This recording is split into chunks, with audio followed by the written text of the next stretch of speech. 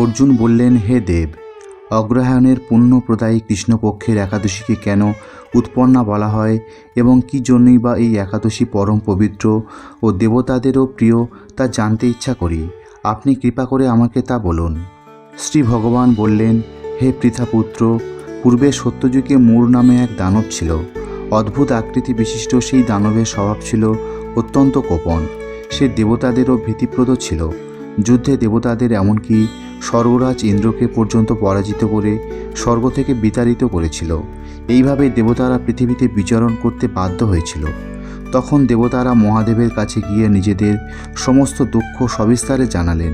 শুনে মহাদেব বললেন, হে দেবরাজ, যেখানে শরণাগত বৎসল জগন্নাথ গরুধ্বজ বিরাজ করছেন, তোমরা সেখানে যাও। তিনি আশ্রিতদের পরিত্রাণকারী, তিনি নিশ্চয়ই তোমাদের মঙ্গল বিধান করবেন। দেবাদিদেবের কথা মতো দেবরাজ ইন্দ্র দেবতাদের নিয়ে ক্ষীর সমুদ্রের তীরে গমন করলেন। জলে শায়িত শ্রী বিষ্ণুকে দর্শন করে দেবতারা হাত জোড় করে তার স্তব করতে লাগলেন। স্তুতির মাধ্যমে নিজ নিজ দৈন্য ও দুঃখের কথা তারা ভগবানকে জানালেন। ইন্দ্রের কথা শুনে ভগবান নারায়ণ বললেন, হে ইন্দ্র, সেই মূর দানব কী রকম, সে কেমন শক্তিশালী তা আমায় বলো।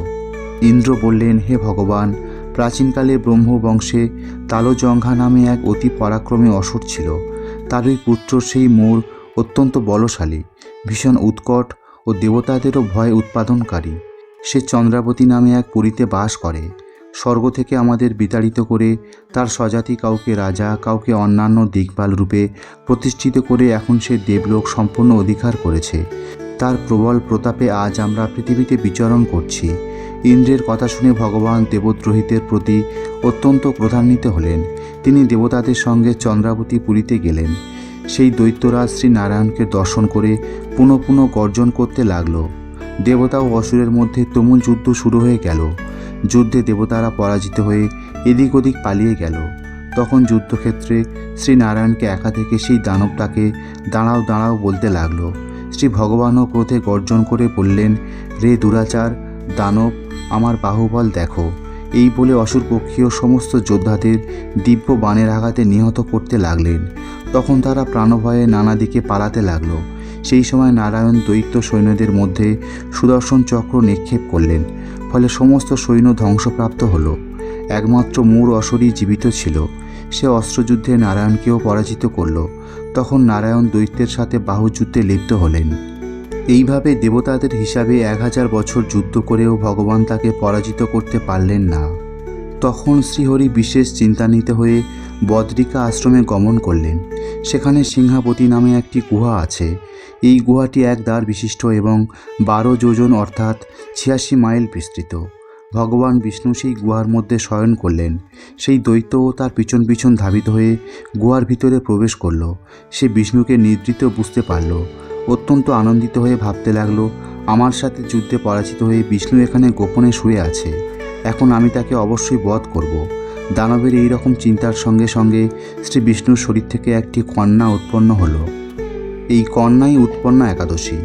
তিনি রূপবতী, সৌভাগ্যশালিনী, দিব্য অস্ত্র শস্ত্রধারিণী ও বিষ্ণু তেজসম্ভূতা বলে মহাপরাক্রমশালী ছিলেন। দৈত্যরাজ সেই স্ত্রী রূপিণী দেবীর সাথে তুমুল যুদ্ধ শুরু করল। কিছুকাল যুদ্ধের পর দেবীর দিব্য তেজে অসুর ভস্মীভূত হয়ে গেল। তারপর বিষ্ণু জেগে উঠে সেই ভস্মীভূত দানবকে দেখে বিস্মিত হলেন। এক দিব্য কন্যাকে তার পাশে হাত জোড় করে দাঁড়িয়ে থাকতে দেখলেন। বিষ্ণু বললেন, হে মহাপরাক্রান্ত উগ্রমূর্তি, এই মূর দানবকে কে বধ করল? যিনি একে হত্যা করেছে তিনি নিশ্চয়ই প্রশংসনীয় কর্ম করেছে। সেই কন্যা বললেন, হে প্রভু, আমি আপনার শরীর থেকে উৎপন্ন হয়েছি। আপনি যখন ঘুমিয়েছিলেন তখন এই দানব আপনাকে বধ করতে চেয়েছিল। তা দেখে আমি তাকে বধ করেছি।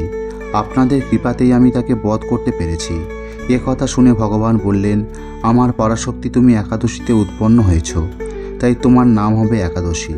আমি এই ত্রিলোকে দেবতা ও ঋষিদের অনেক বর প্রদান করেছি। হে ভদ্রে, তুমিও তোমার মনোমতো বর প্রার্থনা করো, আমি তোমাকে তা প্রদান করব। একাদশী বললেন, হে দেবেশ, ত্রিভুবনে সর্বত্র আপনার কৃপায় সর্ববিঘ্ন নাশিনী ও সর্বদায়িনী রূপে যেন পরম পূজ্য হতে পারি, এ বিধান করুন। আপনার প্রতি ভক্তিবশত যারা শ্রদ্ধা সহকারে আমার ব্রত উপবাস করবে তাদের সর্বসিদ্ধি লাভ হবে, এই বর প্রদান করুন। বিষ্ণু বললেন, হে কল্যাণী, তাই হোক।